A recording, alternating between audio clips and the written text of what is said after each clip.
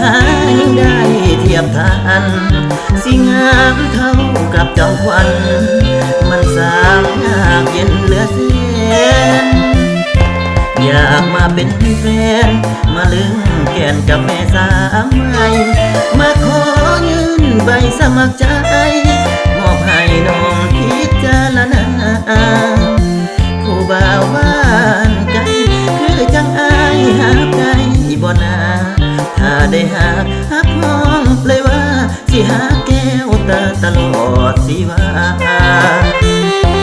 วาสนาบุญนำพาได้มาพบน้องคนงามสาวเมืองปากซองผู้คนเขายองพื้นแผ่นดินคำน้ำใจแสนดีเว้าจะพาที่สุภาพอ่อนหวานสุดแล้วที่เขาก้าวขานปากซองแดนหนาวสาวงามซึ้งใจบ่อยากห่างไกลอยากมาอยู่ไกลกับสาวปากซองว่าจังได้ลานวันน้องถ้าบ่หักของสิบอกแม่มาขอ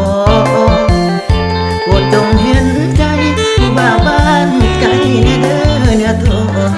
อยากมาอยู่กับสาวเมืองปากซองมาสวยเนื้อทองเฮ็ดส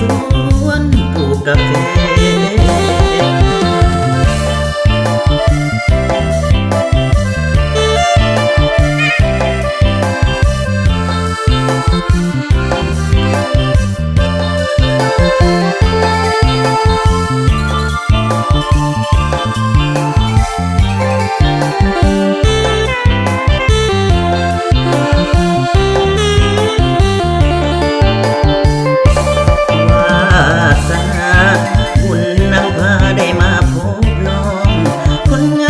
สาวเมืองปากซองผู้คนเขายองพื้นแผ่นดินคำน้ำใจแสนดีเว้าจะพาที่สุภาพอ่อนหวานสมแล้วที่เขาก้าวขานปากซองแดนหนาวสาวงามซึ้งใจบ่อยากห่างไกล